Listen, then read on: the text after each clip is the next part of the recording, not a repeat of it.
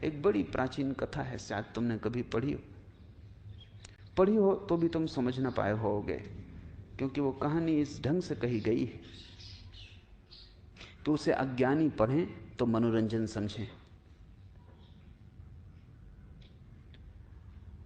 ज्ञानी पढ़ें तो जीवन का परम रहस्य बन जाए।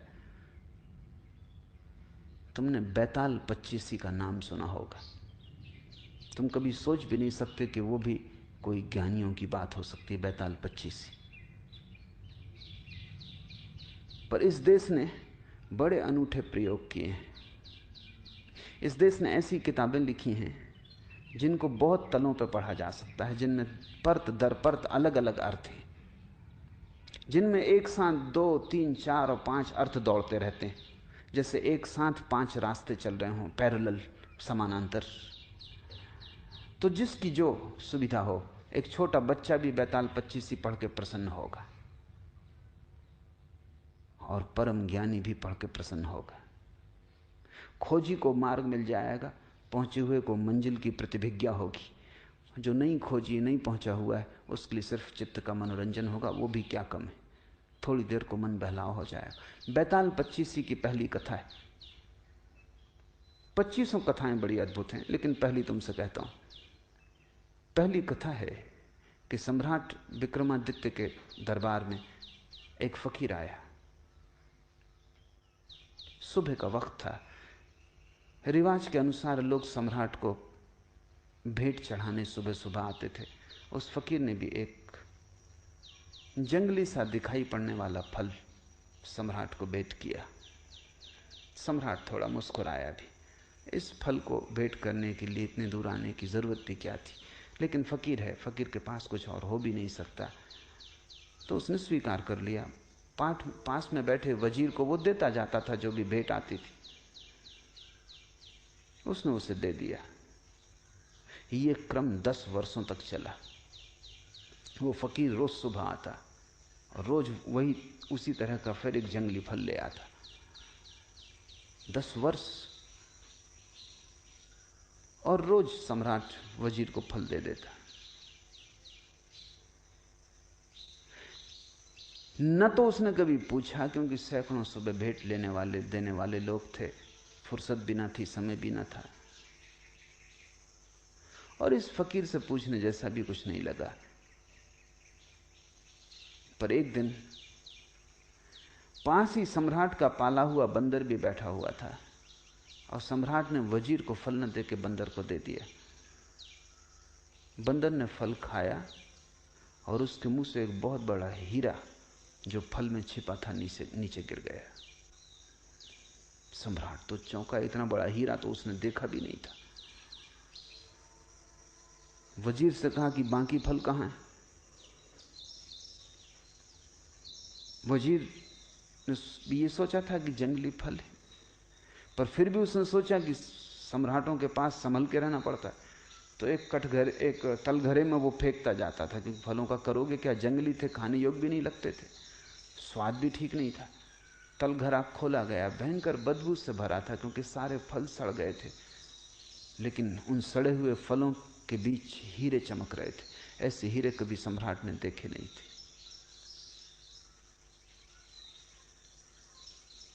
फकीर को कहा कि ये क्या राज, तुम क्या चाहते हो, किस लिए तुम 10 साल से ये भेंट ला रहे हो, और मैं कैसा अज्ञानी कि मैंने कभी देखा भी नहीं, मैंने समझा जंगली फल है। उस फकीर ने कहा, होश ना हो तो जिंदगी ऐसे ही चूक जाती है। दूसरी समानांतर अर्थ की धारा शुरू होती। उस फकीर ने कहा, रोज ही जिंदगी लाती है, लेकिन जंगली फल समझ के तुम फेंकते चले जाते, और हर फल के भीतर हीरा छिपा है, जैसा तुमने कभी देखा नहीं। खैर, जो हुआ हुआ, अब पीछे की तरफ मत जाओ, अन्यथा फिर तुम चूक जाओगे, और आगे की तरफ भी मत दौड़ो, क्योंकि मैं देखता हूं सपने दौड़ रहे हैं, क्योंकि इतने हीरे, दुनिया के तुम सबसे बड़े सम्राट हो गए। आगे भी मत जाओ, पीछे भी मत जाओ, मैं कुछ और तुमसे कहना चाहता हूं, वो सुन लो। सम्राट सजग होकर बैठा। ये आदमी कोई साधारण नहीं, अब तक समझे कि फकीर। जिंदगी साधारण नहीं है, और जिंदगी ने तुम्हें जो दिया है वो बिल्कुल असाधारण, लेकिन तुम्हें होश नहीं। तुम हंसोगे कि 10 साल तक ये आदमी क्यों बेहोश रहा। तुम कई जन्मों से हो। राजा वीर विक्रमादित्य तुम भी हो। हजारों साल से तुम ऐसे ही बैठे हो और जिंदगी रोज फल दिए जा रही। हर पल छिपा हुआ जीवन का हीरा तुम्हारे पास आता। अब ये कोई साधारण आदमी ना था, राजा संभल के बैठ गया। उसने कहा कि कहो, तुम्हारी एक एक बात सुनने जैसी।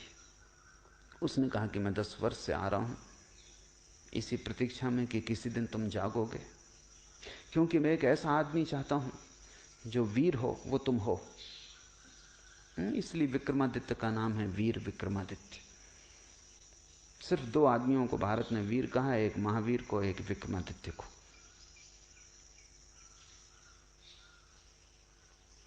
निश्चित तुम वीर हो, इसमें कोई शक शुबा नहीं, लेकिन काफी नहीं है वीर होना। इसलिए मैं चाहता था जब तुम जाग जाओ वर्तमान के प्रति, तब मेरे काम के हो सकते हो। अब दोनों बातें घट गई, अब तुम महावीर हो। होश और साहस। मैं एक बड़े महान तंत्र के कार्य में लगा हूं। उसमें मुझे एक ऐसे आदमी की जरूरत हो जो बहुत वीर हो, जिससे कोई चीज भयभीत ना कर सके, और जो होशपूर्ण हो। अगर तुम तैयार हो तो आज अमावस की रात है, तुम सांझ मरघट पे पहुंच जाओ, मैं तुम्हें वहीं मिलूंगा। वो फकीर तो चला गया। सम्राट ने कई बार सोचा भी कि इस झंझट में पड़ना कि नहीं, लेकिन फिर ये तो कायरता होगी। और ये आदमी ऐसा है कि इसके साथ थोड़े दूर जाने जैसा है। पता नहीं, जैसे हम जंगली फल को फेंकते रहे, पता नहीं मरघट में कौन से स्वर्ग का या मोक्ष का द्वार खुल जाए। तो समझा बुझा के डर भी लगता था। बहादुर से बहादुर आदमी भी डरता है।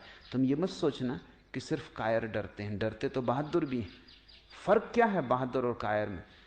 बहादुर डरता है तो भी करता है, कायर डरता है भाग खड़ा होता है। डरते दोनों ही हैं, डरने के संबंध में कोई फर्क नहीं, क्योंकि जो डरे ही नहीं वो तो बहादुर भी क्या उसको कहना। वो तो लोहे लकड़ी का पत्थर का बना हुआ आदमी है, वो बहादुर भी नहीं है जो डरे ही ना। डर तो स्वाभाविक है, लेकिन बहादुर डर को किनारे पर रख देता और घुस जाता है, और भयभीत डर को सिर पर रख लेता, भाग खड़ा होता है। खैर आधी रात विक्रमादित्य पहुंच गया मरघट पर। बड़ा डर लगता था, बड़ी भयंकर रात थी, और साधारण रात नहीं मालूम होती थी। कभी मरघट आया भी नहीं था, महलों में ही सदा रहा था। मरघट सिर्फ शब्द ही था। तुम भी कभी रात अमावस की आधी रात मरघट जाओ, तब तुम्हें इस शब्द का अर्थ पता चलेगा। शब्दकोश में इसका अर्थ नहीं लिखा है। मरघट एक बड़ी अनूठी घटना है। चारों तरफ रहस्य, भय, खतरा, भूत प्रेत, चीख पुकार, और वो तांत्रिक फकीर अपना मंडल रच के बैठा है, नग्न, खोपड़ियां, एक जिंदा लाश को काट रहा है। उसने सब इंतजाम अपना कर रखा है जो उसे करना है। सम्राट से उसने कहा आ गए ठीक। यहां से थोड़ी दूर, वो दूर दिखाई पड़ने वाला जो वृक्ष है, वहां एक लाश लटकी हुई।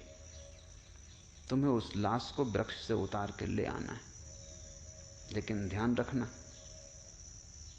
सजग रहना और शांत रहना, क्योंकि जरा चूके कि ये कृपाण की धार पे चलना है, जरा चूके कि गए, फिर मैं भी सहायता न कर सकूंगा। धड़कती छाती से विक्रमादित्य उस वृक्ष के पास पहुंचा। वहां बड़ा भय लगने लगा उसे, क्योंकि वहां कोई भी ना था, बिल्कुल अकेला था। और उस बड़ वृक्ष में लाशें लटकी हुई थी, एक नहीं 25। बड़ी बदबू आ रही थी। किसी तरह नाक को अवरुद्ध करके वृक्ष पर चढ़ा। हाथ पैर कप रहे थे, वृक्ष पर चढ़ना मुश्किल था। किसी तरह उस लाश की डोरी काटी। वो लाश जमीन पे धम से नीचे गिरी। न केवल गिरी, खिलखिला के हंसी। विक्रमादित्य के प्राण छूट गए होंगे। सोचा था मुर्दा है तो जिंदा मालूम होता है, और जिंदा भी अजीब हालत में है। घबराया हुआ नीचे आया, और उससे पूछा, क्यों हंसे, क्या मामला है? बस इतना कहना था कि लाश उड़ी, वापस जाके वृक्ष से लटक गई। और लाश ने कहा कि शांत होना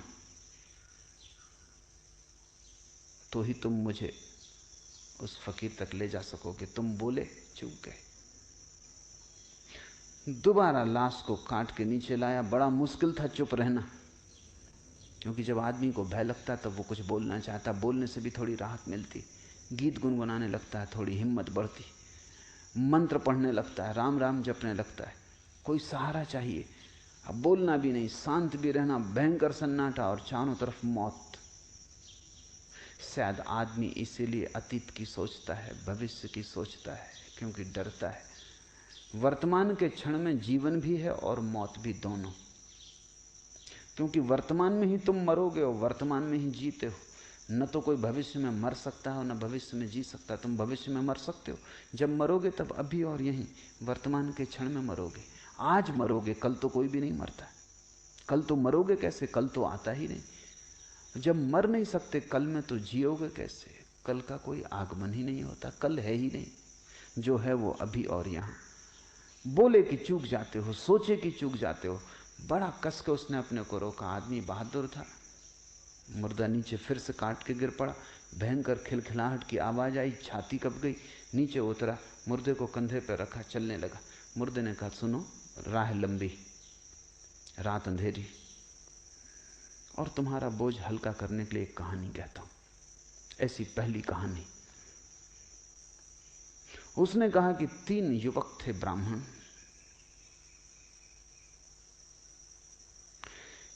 ये विक्रमादित्य सुनना भी नहीं चाहता था, पढ़ना भी नहीं चाहता था चक्कर में, क्योंकि जब तुम सुनो तो पता नहीं बीच में बोल उठो या कुछ हो जाए, या कम से कम सुनने में लग जाओ और जो तुमने संभाल रखा है अपने को वो चूक जाए। क्षण में चूक सकती है बात।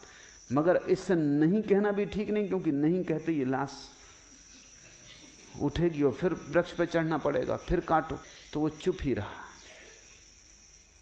और वो मुर्दा कहानी कहने लगा। उसने कहा, एक गुरु के आश्रम में 3 युवक थे। तीनों ही गुरु की लड़की के प्रेम में पड़ गए। कहानी में रस आने लगा। प्रेम की कहानी में किसको रस नहीं आता? विक्रमादित्य थोड़ा बेहोश होने लगा, संभाल रहा है, लेकिन उत्सुकता जग गई, जिज्ञासा की, फिर क्या हुआ? तीनों एक से थे, योग्य थे, अप्रतिम थे, प्रतिभाशाली थे। गुरु मुश्किल में था कि किसको चुने। युवती भी मुश्किल में थी कि किसको चुने। कोई उपाय न देखकर युवती ने आत्महत्या कर ली।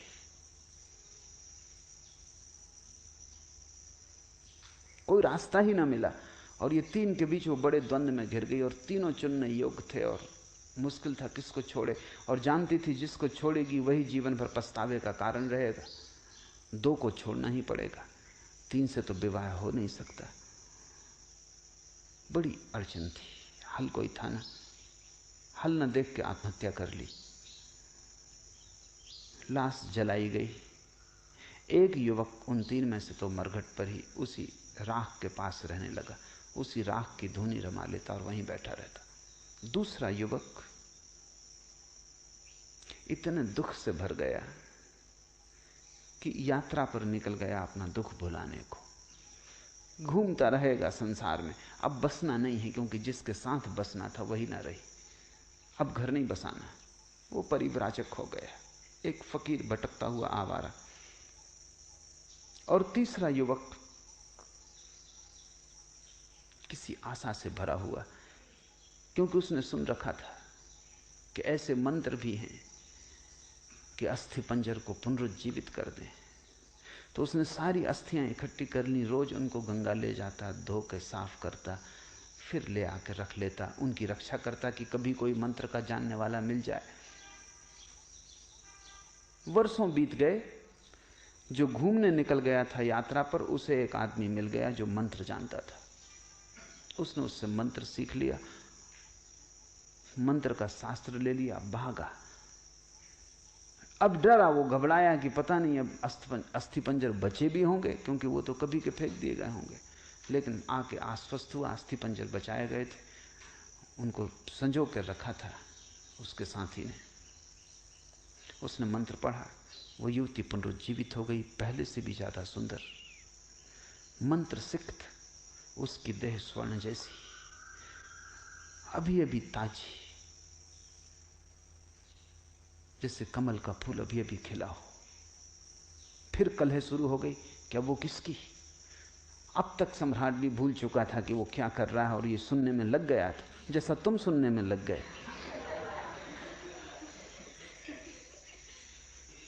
उस मुर्दे ने पूछा कि सम्राट गौर से सुनो, क्योंकि फिर झगड़ा खड़ा हो गया। अब सवाल है कि इन तीन में से युवती किसकी? तुम्हारा क्या ख्याल है?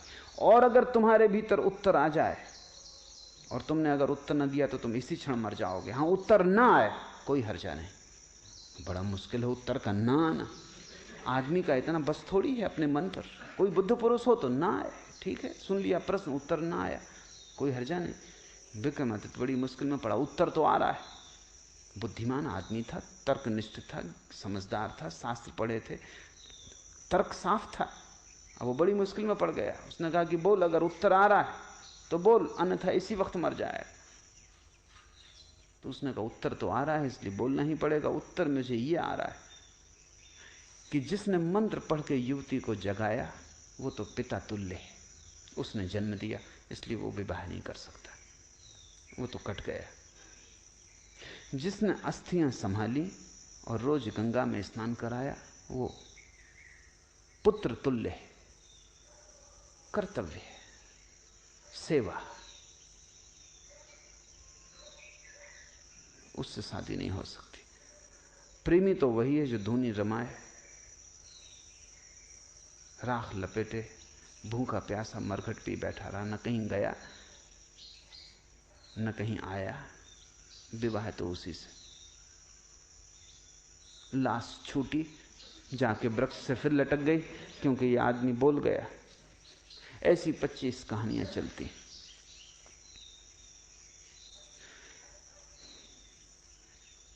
जीवन में तुम चूकते हो जब भी मूर्छा पकड़ लेती, जब भी तुम होश खो देते हो, जब भी जागे हुए नहीं होते, तत्क्षण जीवन का सूत्र हाथ से छूट जाता है। जब भी तुम जरा से अशांत हो जाते हो, विचार की तरंगें चल जाती, तभी जीवन का सूत्र हाथ से छूट जाता है। क्योंकि विचार की तरंग और तुम वर्तमान से च्युत, इधर उठी तरंग, उधर तुम हटे वर्तमान से। वो विक्रमादित्य हार गया।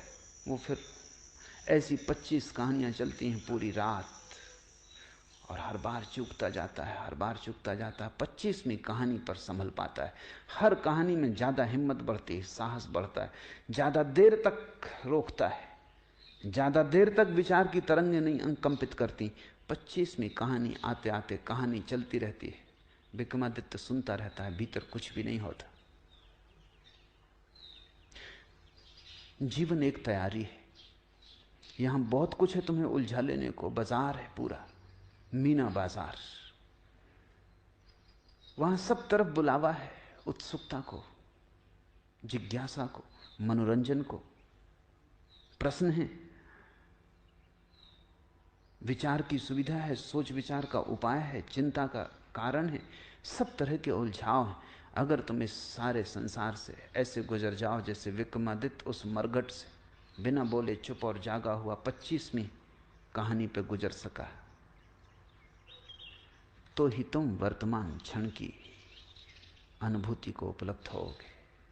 अन्यथा तुमने वर्तमान जाना ही नहीं है। तुम वर्तमान से गुजरे जरूर हो, क्योंकि और कोई जगह नहीं जहां से तुम गुजरो, लेकिन बेहोश सोए हुए गुजरे हो। या तो अतीत में खोए हुए गुजरे हो, या भविष्य में डूबे हुए गुजरे हो। वर्तमान से तुम्हारा कभी तालमेल नहीं बैठा, वर्तमान से संगीत नहीं छिड़ा, वर्तमान के साथ स्वर नहीं मिले। वर्तमान से स्वर मिल जाएं, तुम पाओगे एक ही है, अनेक उसके रूप हैं। एक है सागर, अनेक हैं लहरें।